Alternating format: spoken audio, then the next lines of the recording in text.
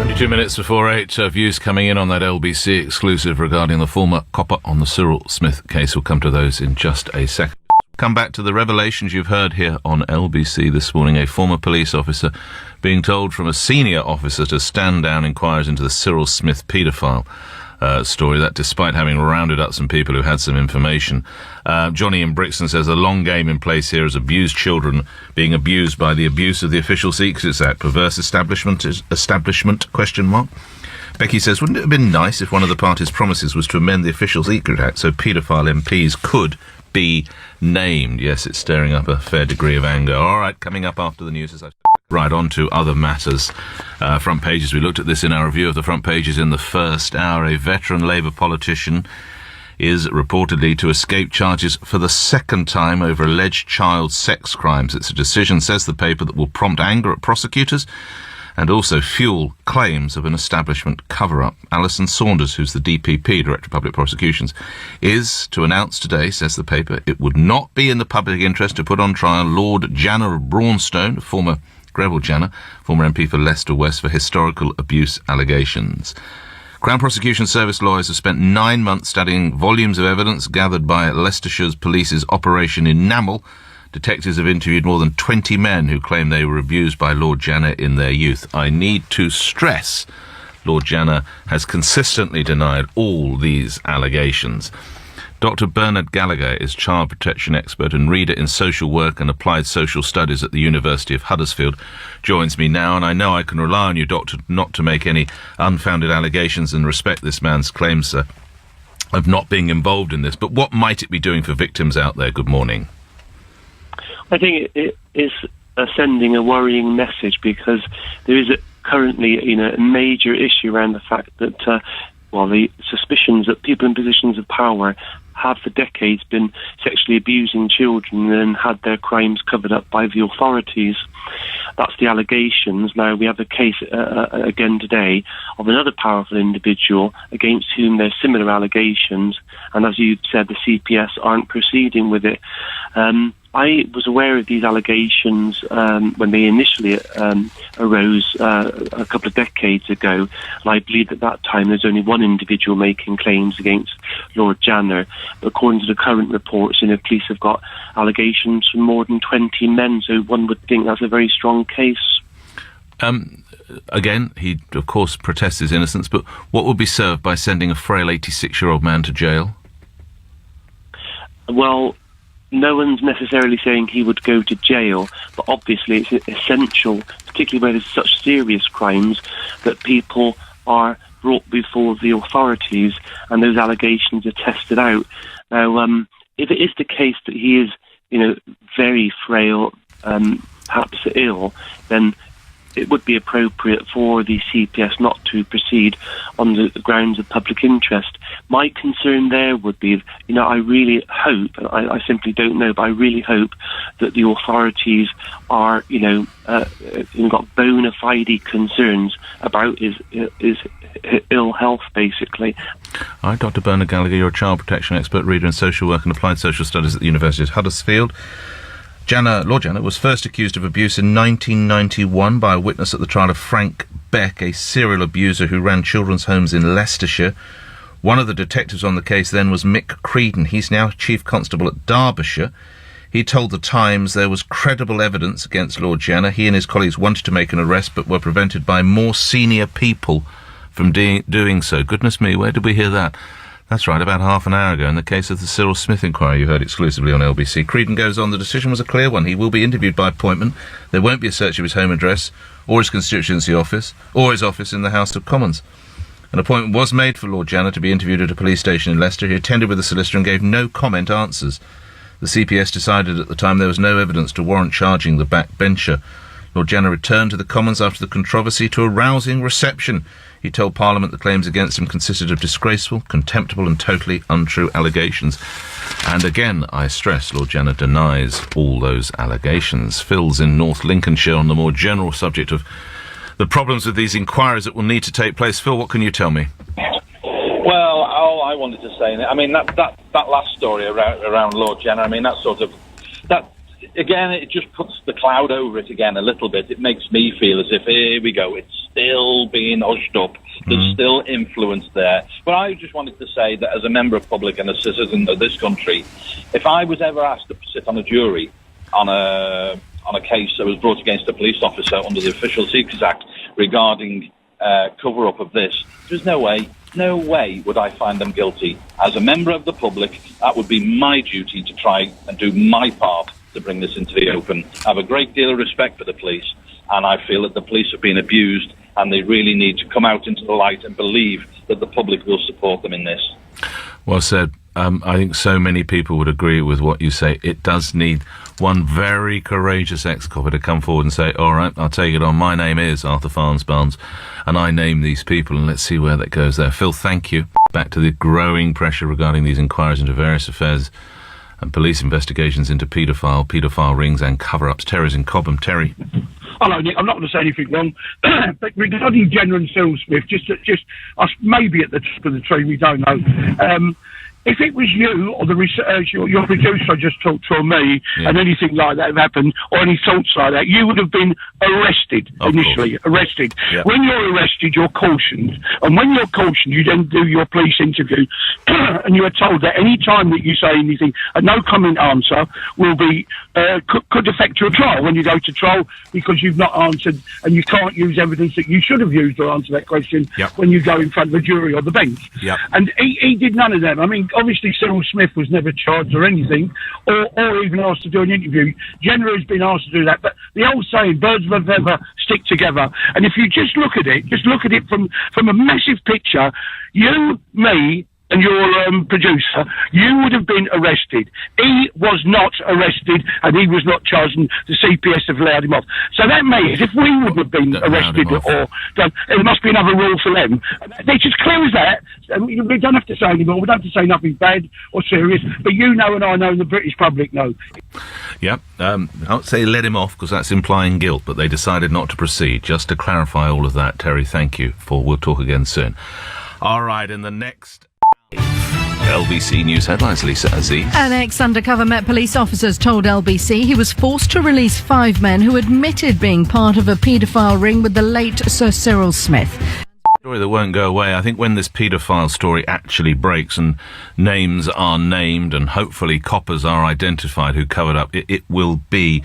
I remember saying, and I actually wrote in my column in the Sunday Express, that it will break at some point this year. I'm confident it will, and it will be massive. It's just teetering. It's waiting to go. Chris is in Wallington. It would be good to finally get to the bottom of this, wouldn't it, Chris? Morning, Nick. Yeah. I think the fact that the guy's been accused of these horrific crimes, and I have to say, if it was me, as a normal member of the public, I would welcome the police coming round, because if I knew I was innocent, I would want to be cleared publicly. The fact that he keeps buffing it off, saying that they're spurious claims, just makes him look more guilty. And of course he denies it, but in the world... Hold on. Sorry, I've got to be careful. here. You can't say he denies it. We can't say, of course, we just say he denies it. And I stress again, there is absolutely nothing, of course, that we can say about that, because Lord Janner continues to deny the allegations. So let's tread carefully. Back to you, Chris. Let him go and see the police. Let them do the due diligence, and then if he's cleared, everyone knows he's clear. At the moment, we don't know, so there's a lot of... Where there's smoke and that sort of thing, Nick, people will assume he's guilty. I know, and I'm Chris, you're not wrong. You have to understand, I have to protect the licence of this radio station, and indeed myself for that matter, just to say tight to the law, but...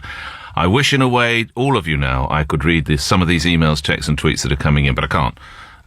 In fact, this new set I'm looking at now, I can't even read that, actually. Let's just say some people in positions will do all they can to keep the truth from us. We'll never get to the truth. They find a way. They will always find a way out. Trust me, that's Brian in Rotherham. This one from Gary in Harrow. There's only one reason why this inquiry is being delayed. Could it be they are waiting for suspects to die so they cannot be implicated, or others implicated at police interviews who look the other way? You see, I'm having to change all of them, but do keep them coming. I'll find a way to get them out there. That's my job. That's my concern. Don't worry about that. We're going to put the last of the big 4 manifestos to the test. Back to the paedophile story, the inquiry, the story that's been broken by LBC during this hour. I remind you there's more to come on that with my colleague Ian Dale this afternoon from 4. That interview in full. This is what you're saying, Roger Hext. If a criminal act is revealed, nobody apart from the Queen is above the law. There is no legislation that allows the suppression of an illegal act. And Mr. Hex is writing, he says, as a retired senior police officer.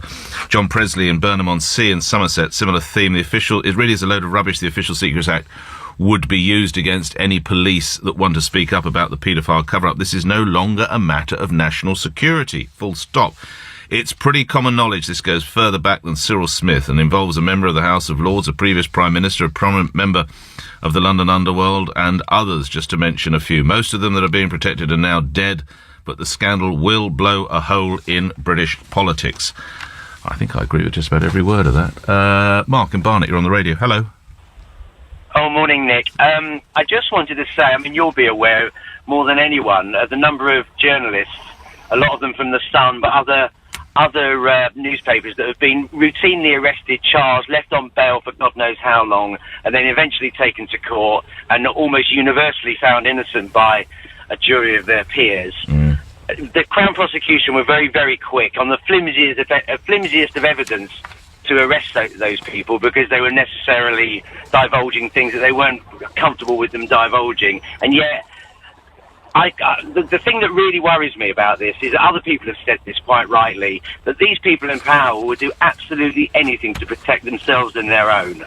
And if it ever came to a situation where a copper put his head above the parapet and said, supposedly,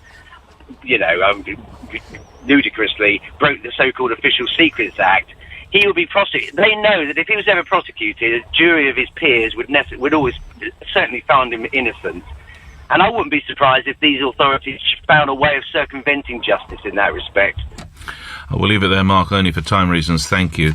Anne in Ruislip, we pursue alleged war criminals irrespective of their ages. So what is the difference in these cases of potential paedophilia? It stinks of the so-called establishment protecting their own, and these are the people we're expected to respect and allow to govern us. Mike in Crawley, I sincerely hope the CPS are going to proceed with the prosecution. Health and age did not seem to be a bar to prosecution of Rolf Harris or Stuart Hall. Of course, they were not part of the establishment in the same way. Until someone of this stature is brought to court, suspicion and distrust of politicians will still remain. All right, maybe more of that in the next... From Global's newsroom, an ex-undercover police officer claims he was told to release 5 men who admitted being part of a paedophile ring with former MP Cyril Smith. In an exclusive interview, the ex-Met officer says an operation in the late 1970s was shut down after the men said they were connected to the former Liberal MP. He's broken the Official Secrets Act to speak exclusively to LBC, and his voice has been disguised to protect his identity. He says when the men were arrested, they admitted to being part of a child abuse gang. When we put it to them and given times they went in, times we'd seen them previously, and how that coincided with, young people going in there. A couple of them sort of put their hands up and started talking to try and get themselves out of trouble. They did know him, a very prominent politician at the time. You can hear the full interview with Ian Dale at Drive on LBC. All right, let's get straight to these questions, Mr. Clegg. David is in Enfield and you're the first through to the Deputy Prime Minister. Go ahead, David. Good morning, Nick. Good morning, Mr. Clegg. Morning, David. Mr. Clegg, my question relates to the child abuse scandal. It's 2 parts. On the 23rd of February this year, your party, supported by the Conservatives, voted against an amendment to the Serious Crime Bill proposed by Labour MP John Mann to protect police officers from prosecution under the Official Secrets Act. This vote took place at 9:15 in the evening and went unreported at the time. So my first point is, why did you not support this proposal? Then my second question is, according to the local newspapers in Sheffield, between 2001 and 2013, 660 girls, some as young as 12, suffered serious sexual abuse in Sheffield, to which the authorities turned a blind eye. Now, the town has a number of Liberal Democrat councillors, and you're a local MP. Were you aware of what was going on? So, David, on the latter point, of course... are you asking, was I aware back in 2001 about the allegations of this very serious and horrific level of abuse? Clearly not. I mean, of course not. I mean, I'm as shocked as anybody else, not just with that revelation about what was happening in South Yorkshire, Rotherham and Sheffield, or alleged to be happening, but also elsewhere in the country, and that the way in which, with each passing month, the lid appears to be being lifted on on a kind of pattern of large scale abuse, which is unimaginable to any sort of normal person, and seems to be happening in different parts of the country. No, of course I wasn't aware of it, and I, like you, no doubt, David, I want to see the truth come out. I want to see the police now get to the bottom of what happened, and I want to see the perpetrators punished. On the Serious Crime Bill amendment, David, forgive me, as you can imagine, there are lots and lots of amendments which are always sort of put forward to bits of legislation as they pass through Parliament. And in this case, I guess Theresa May would have taken a view, I'm assuming, but I can check for you if you like, I can check with the Home Office, would have taken a view that the protections, at least the way you describe it to me, are sufficient to allow any police officer to come forward. And I would certainly urge not only police officers, but anybody who has any information to come forward and do so without any fear of recrimination or any fear of any impact on their livelihood or their careers. But I can, if you wish, David, try and find out the detail about whether John Mann's amendment really did meet that test or not. What response from you, David? I find that unbelievable because the amendment was very clear, and in fact your MPs voted overwhelmingly with the Conservatives against passing that amendment, which was supported by all the Labour MPs and one or two dissenting Conservative and Liberal Democrat MPs. I find it amazing you're not aware of it. Well, you shouldn't be that amazed, David, in the sense that it is a very, very important issue. You and I are not going to disagree that we want particularly retired police officers who feel that they have information which can cast more light on these terrible allegations to come forward and do so without any fear of any impact on their livelihood, on their pensions, on their retirement arrangements and so on.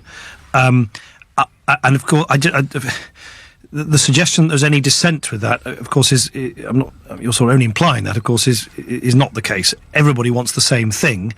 I am assuming, but I can only assume, David, I'm just being very open with you, I can only assume that the Home Office judged that John Mann's amendment was either not didn't quite fit the bill, might not have been technically correct, or that there are provisions elsewhere in the bill or even other amendments which met the same objective. But if I may, I will make sure that someone I get back to you with more details about that particular amendment. Mr. Goggan, I don't know if you've yet had sight of the front page of the Times, but it is reported that Alison Saunders, the Director of Public Prosecutions, will announce today it would not be in the public interest to put on trial formerly Greville, now Lord Janner of Braunston QC, the former MP for Leicester West, for historical abuse allegations. This is the second time that he would escape charges. He, of course, denies all these allegations. Is it in the public interest not to proceed?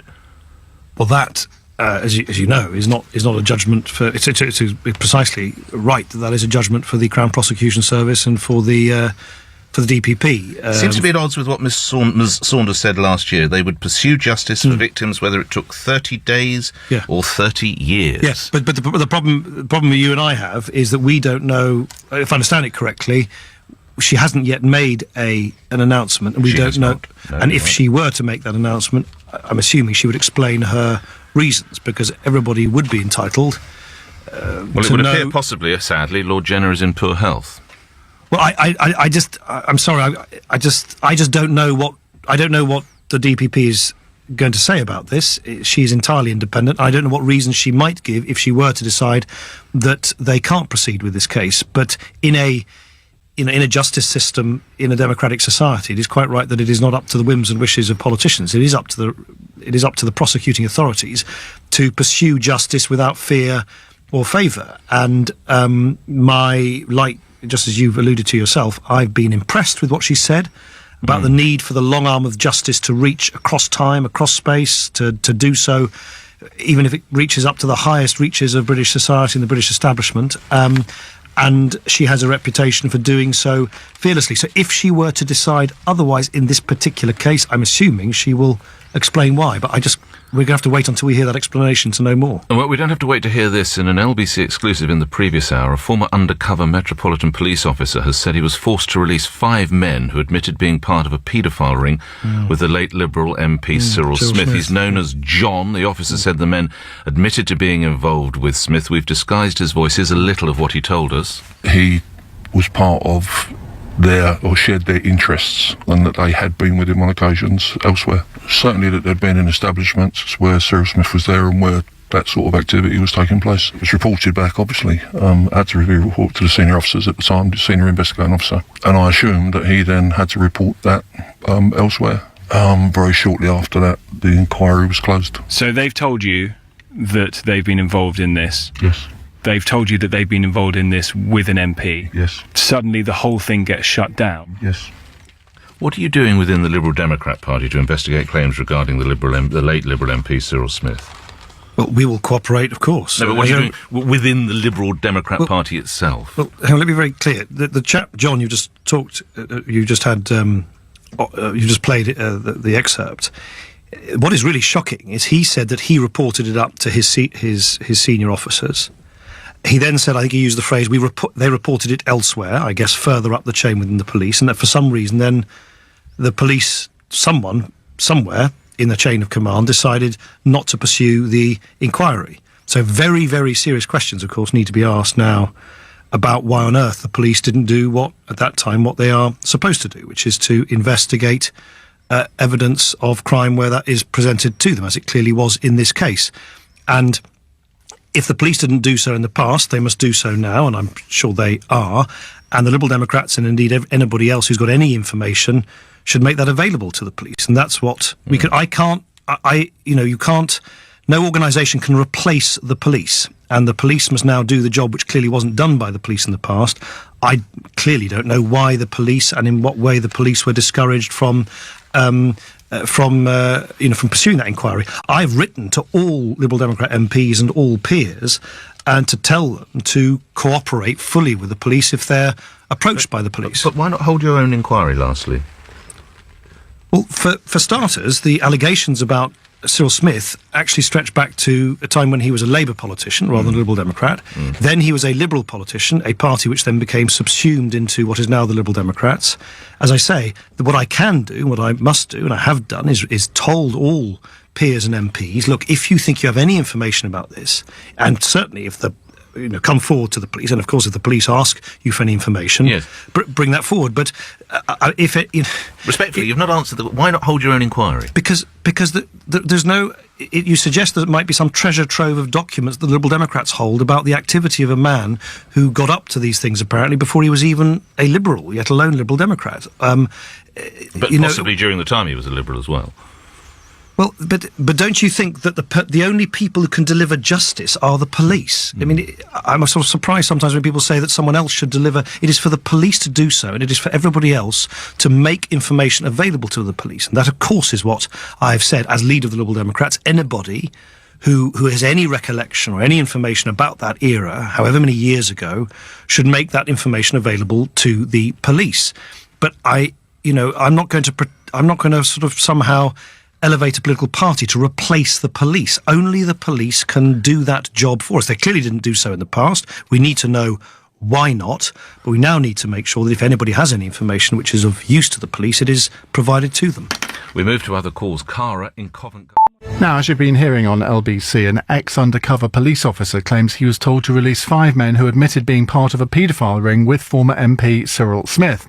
In an exclusive interview for Drive, the ex-Met officer says an operation in the late 1970s was shut down after the men said they were connected to the former Liberal MP. And there's more. The officer, known as John, has told Drive that police were aware of paedophilia and organised prostitution that was taking place at Dolphin Square in Westminster in the late 1970s. Our senior reporter Tom Swarbrick has the story. Tom, what do we know? Well, a police officer working undercover in the late 1970s, he puts it around 77, 78, is monitoring an alleged paedophile ring in a cafe in central London near Whitechapel. They were tipped off by a concerned parent who said children were being taken into the cafe by different men. We've called the officer John. It's not his real name. We've disguised his voice to protect his identity. This is what happened to his investigation. We had observation vehicles that you could park up and watch from there, or sit in a flat locally. And what kind of things were you seeing? Just during the lunch hours and sort of early after school, lots of men going in spending a lot more time in there than you would have done just to go and have a coffee and a sandwich. And there were children going in and out at those times as well? During the breaks, yeah, lunch breaks and after school. So in your mind, you're fairly clear that there's something going on here that really needs to be shut down? Oh, we were all determined that was the situation, yeah. Describe the raid of that place. You know, basically just walk in and grab hold of everybody that's in there, get them back to the station and question them. How many did you get hold of? I think on one particular day there was 5. And when you got them back, what did they say? What did they talk about? What did you ask them? Well, they deny it all, of course. But when we put it to them and give them times they went in, times we'd seen them previously, and how that coincided with, you know, young people going in there, a couple of them sort of put their hands up and started talking. And they mentioned names as well, didn't they? Who did they name?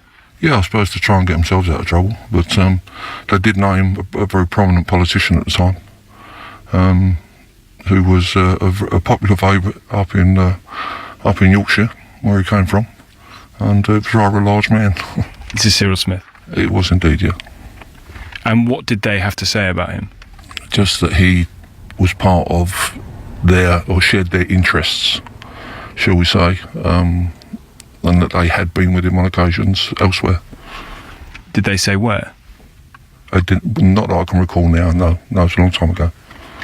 But they made it clear to you that they had been involved in paedophilia with Cyril Smith, seen him do it, been there with him when it was happening? Certainly that they'd been in establishments where Cyril Smith was there and where that sort of activity was taking place. And when you heard that, what did you do? Well, it was reported back, obviously. I had to review a report to the senior officers at the time, the senior investigating officer. And I assumed that he then had to report that elsewhere. Very shortly after that, the inquiry was closed. Your inquiry into this gang? Yes. Yeah, it was closed down. Describe how that happened. Where were you when you were told that it was finished?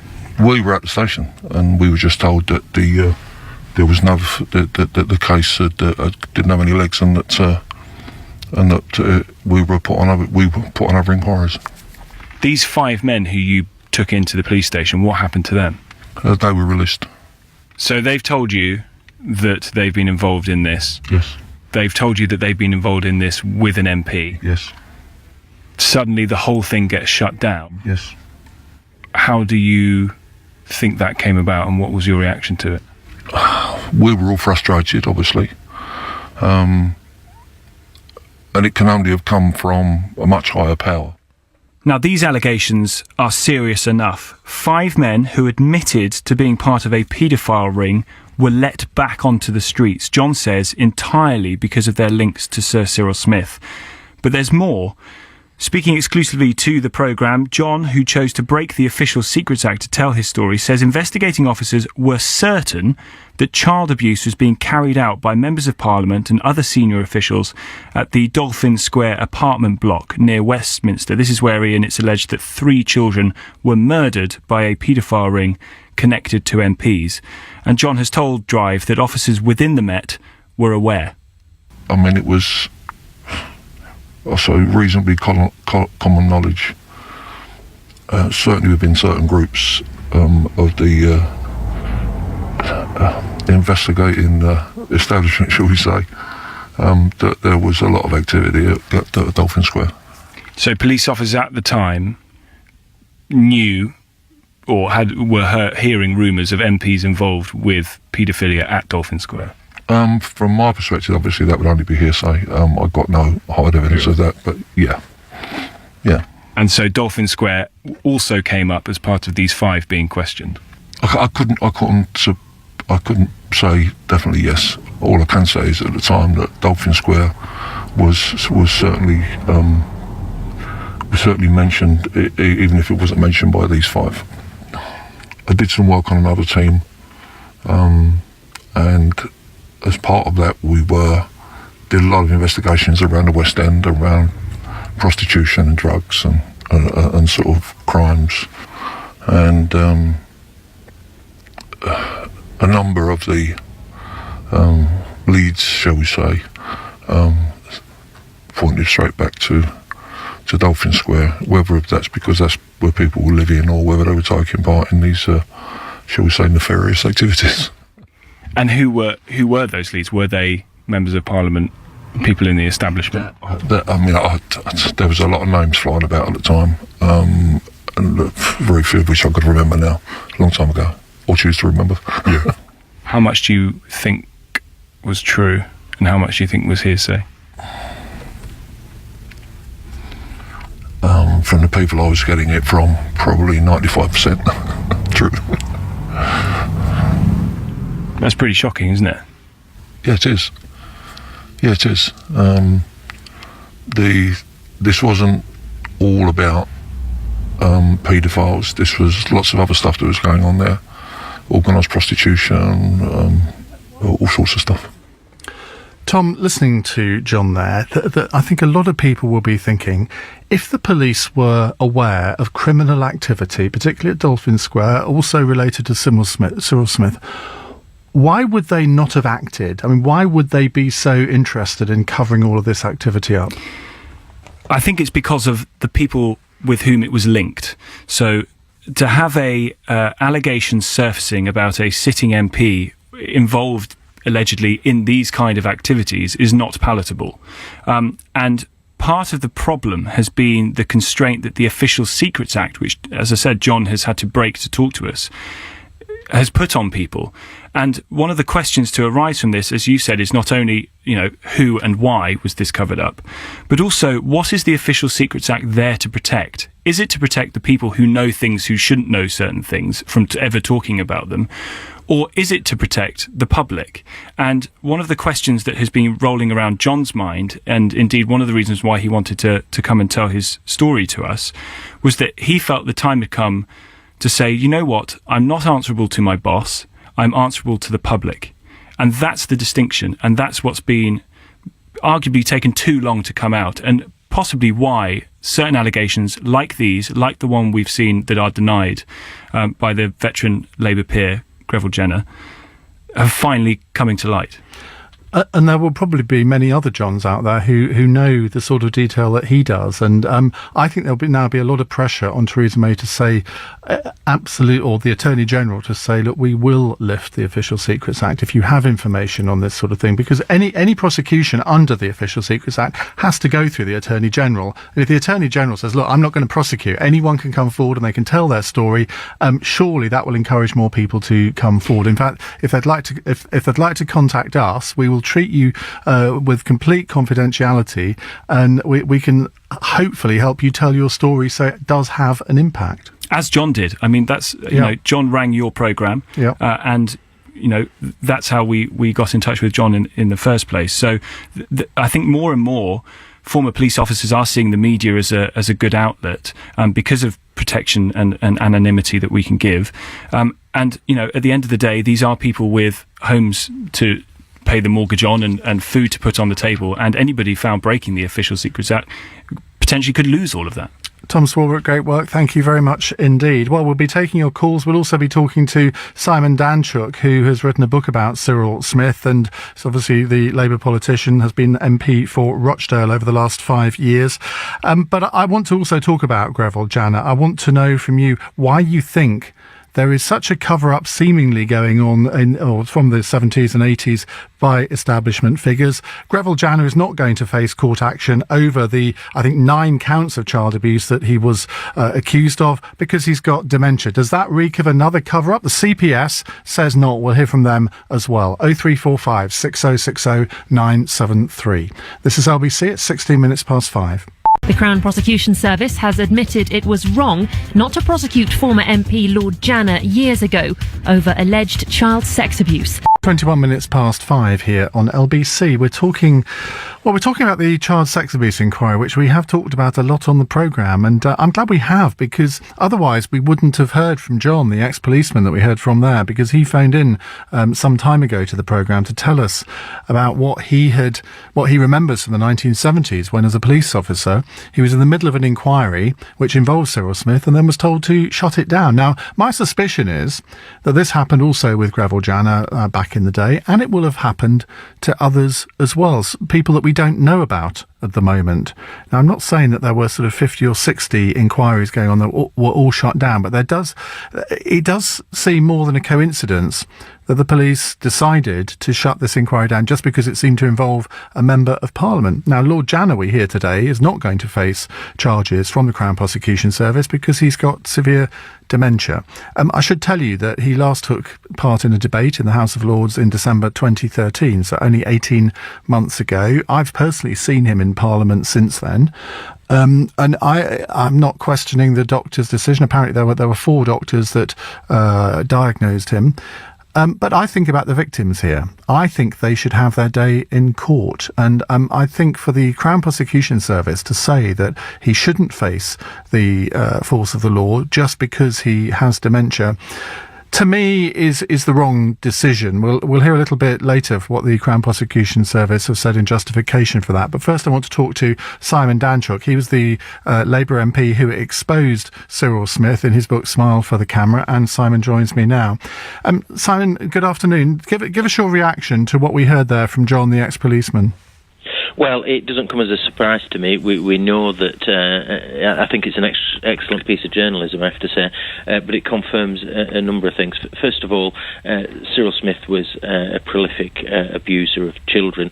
We know this from him committing this sort of abuse at Coronation Buildings in South London, at Elm Guesthouse in South London, through to trying to molest a boy in the Liberal Club in Westminster, through to being cited at a flat in North London, and also all the places that he committed abuse in and around Rochdale, not least Knollview School and Cambridge House. So he was committed very much to abusing children, and this is another example of a former police officer coming forward. All credit to him.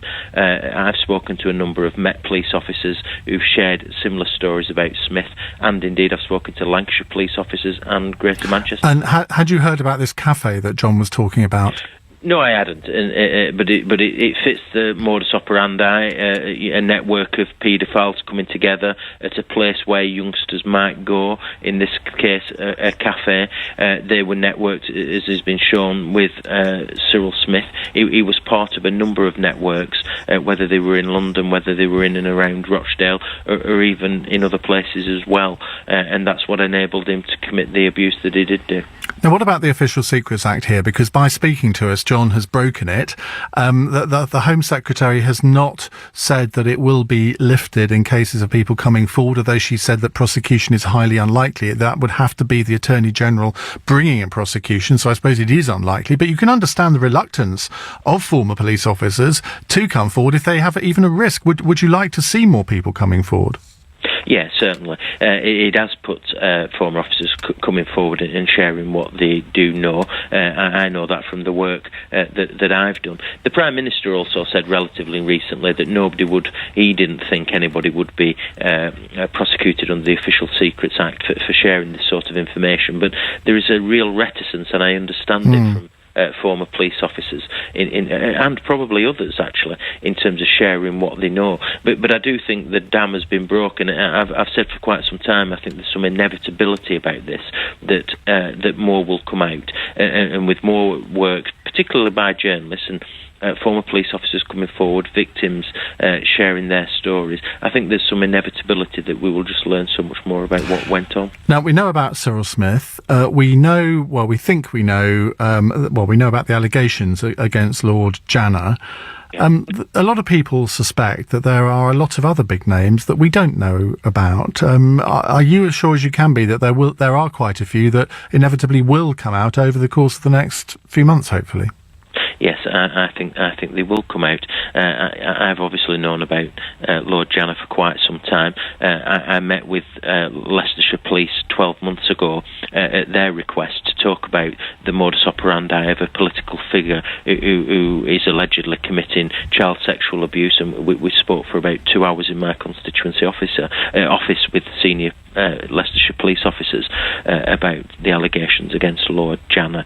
The allegations, in terms of what the victims went through, were absolutely stomach-churning allegations of abuse.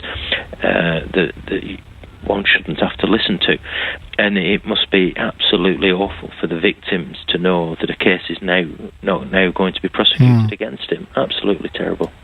I mean, you were first elected in May 2010. This is sort of this whole issue has dominated your first 5 years in Parliament, and it's been quite an emotional time for you as well. Yeah, that's right. But listen, it's nothing compared to what victims of child sexual abuse have gone through and lived with subsequently. So I consider myself lucky in many regards.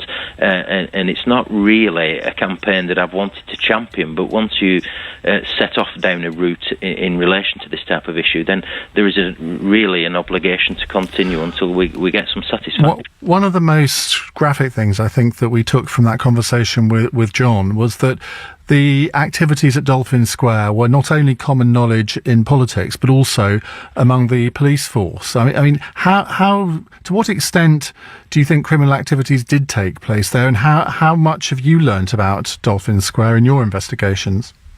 Yeah, I think there were all... I mean, what is interesting is that I think there were all different models of abuse being committed. So I think there were some abusers, powerful people who were sort of committing abuse very much on their own. There were others who were very well networked. Cyril Smith would be an example of that. Some attending sex parties in the 70s and into the 80s where a number of politicians would be present, and I think there's more to come out in relation to that. Some of that would connect in to Dolphin Square. So there was lots of abuse going on. I don't think that can be denied, and a lot more of it's come out, and Dolphin Square does feature in that, but as do many other places. I mean, Elm Guesthouse is the other place, but not as salubrious as... And I mean, John Mann, who we talked to on these issues as well, he's said that he has been handed a list of a lot of names, some of them household names, many of them still living. I imagine that there are people that you and I are both familiar with that you know about that haven't come into the public domain yet. That's right, and but again, I think from some of the people that I've spoken to, not least one particular survivor of child sexual abuse, I think that it's inevitable that some of those names will come into the public domain within the next few months. Simon Dantruk, thank you very much indeed. That's Simon Dantruk, who was Labour MP for Rochdale between May 2010 and April 2015. Now, Paul in London says, "Re John the policeman, I'm speechless. I've nothing else to say."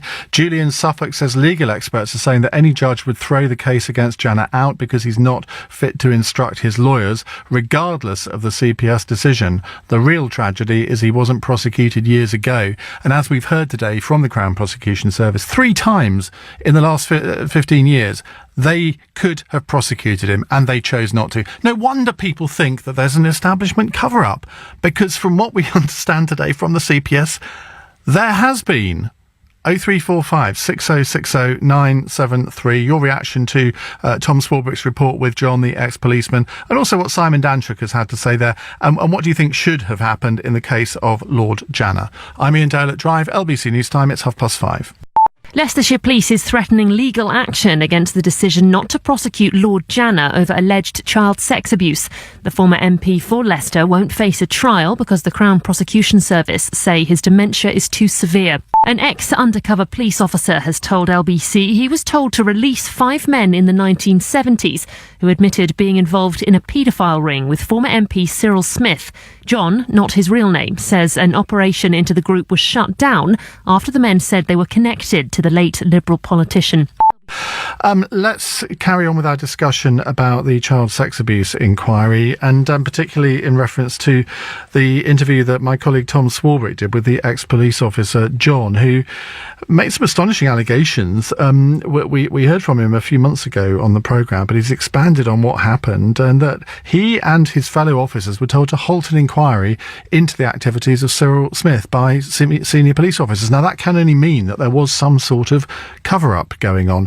We learned today also that Lord Janner is to face no further action over charges of child sexual abuse. Very detailed charges if you read your newspaper. I'm not going to go into what they were because at this time of day, frankly, you don't want to know. But they were, shall we say, on the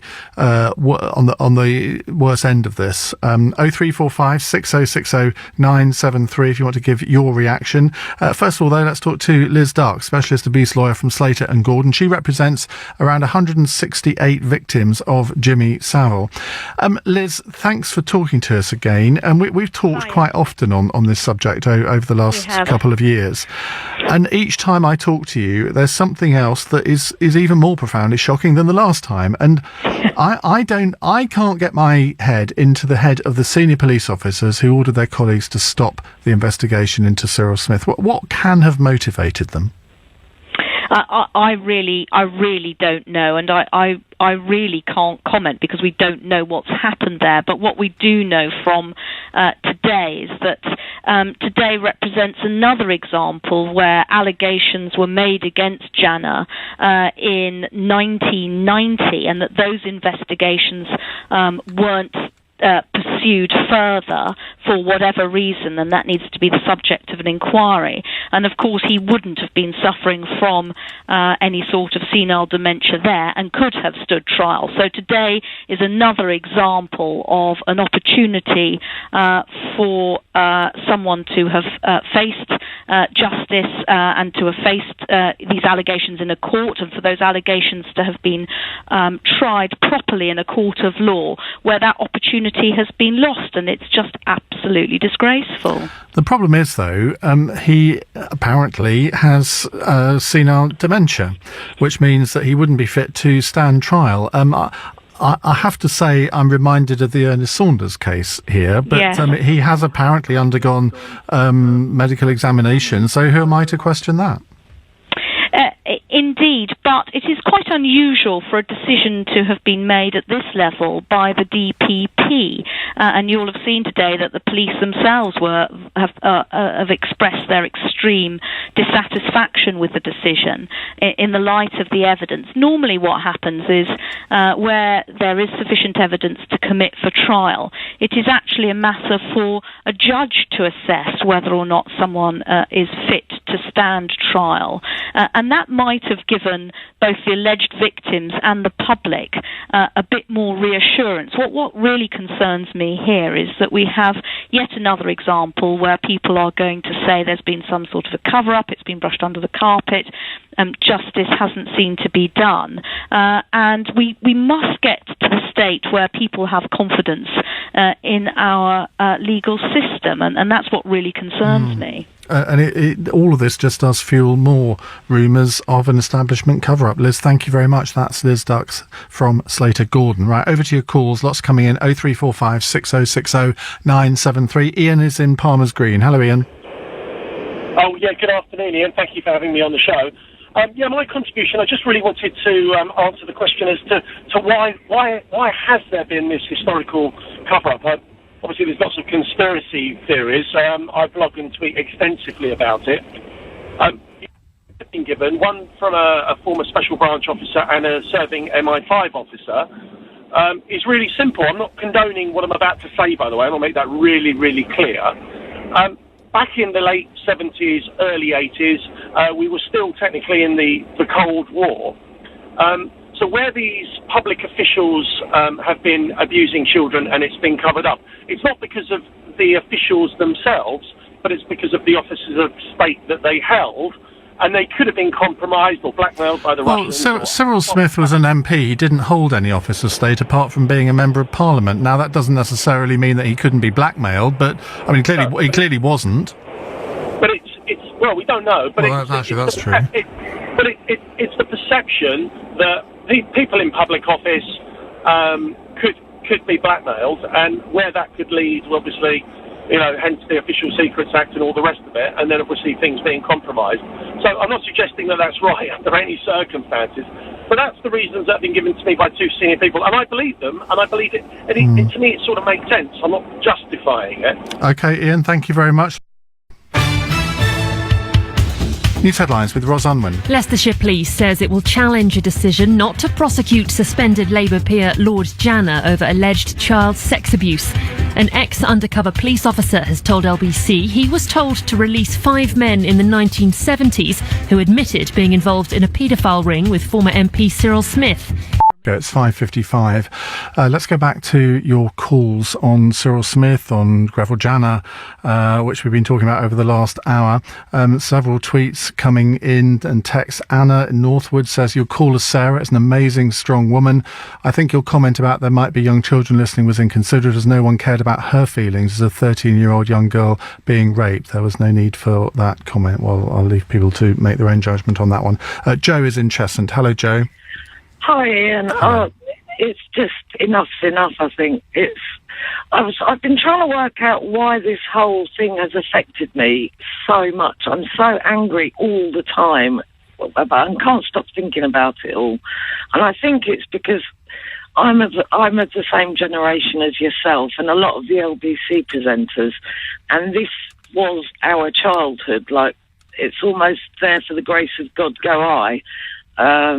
And I think, you know, the whole story with Greville Janner, how many more are they going to wait for to be diagnosed? We've just had Leon Britton, like, the news about him didn't come out, the allegations, until after he'd gone. The situation with Greville Janner, if the Director of Public Prosecutions has decided not to proceed, that in itself is disgusting.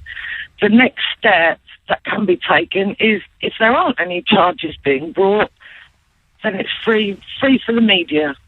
You know, well, congratulations to LBC, Tomorrow News, everyone, Simon Danchuk, that are bringing this out, because it has to come out. This was our childhood. Well, I totally agree with you. I mean, I've been around politics for 30 years now, and I'm continually shocked by what I see. I didn't hear about Cyril Smith in the 1980s when I worked in Parliament. I didn't hear about Leon Britton. I have heard rumours subsequent to that, I have to say, and I'm sure there will be other people that are outed over the course of the next few months. What we have to remember, of course, is that innocent until proven guilty, blah blah blah. But we have to make sure that there won't be any kind of establishment cover-up in the future. There clearly has been in the past. We've heard that from John, so the ex-policeman that we heard from in the first quarter of this hour. So I think it is up to organisations like us, like Exaro News, to keep campaigning on this and to make sure that no stone is left unturned. Joe, thank you for that. Sam has tweeted about your last call. It may be nothing, but Harun Kasia was born in India, who owned the Elm Guest House. He owned it with his wife. Well, we'll follow that one up. I know I could see my producer talking to Sarah for quite some time, so we'll see where that leads. We are going to try and take some more of your calls in the next hour on this. I want to get everyone who's called in on this on the air at some point over the course of the next hour or so. But we are going to move on after 6, and I want to talk. From Global's newsroom at 6 o'clock, campaigners are calling for an inquiry into why sex abuse claims against former MP Lord Janner in the early 1990s were not pursued. The CPS says it should have prosecuted the 86-year-old in the past, but it won't now, as he has severe dementia and is not well enough to stand trial. His family insist he's innocent of any wrongdoing. Lawyer Liz Dux, who represents some of Jimmy Savile's victims, has been speaking to Ian. Those investigations weren't pursued further for whatever reason, and that needs to be the subject of an inquiry. And of course he wouldn't have been suffering from any sort of senile dementia there and could have stood trial. An ex-undercover police officer has exclusively told LBC he was instructed in the 1970s to release 5 men who admitted being involved in a paedophile ring with former MP Cyril Smith. John, not his real name, says a police operation into the group was shut down after the men said they were connected to the late Liberal politician. Labour's Simon Danchuk, who has campaigned on the issue, has told Ian he hopes John's interview will encourage more people with information to come forward. The Prime Minister also said relatively recently that he didn't think anybody would be prosecuted under the Official Secrets Act for sharing this sort of information. But there is a real reticence, and I understand it from former police officers, and probably others actually, in terms of sharing what they know. But I do think the dam has been broken. Hello, very good evening. It's Ian Dale at Drive here on LBC. I have to say that was one of the most incredible hours I think I've ever experienced here on LBC. Some incredible calls. We will try and get to a few more of them over the course of the next 2 hours. After 7, we're going to be...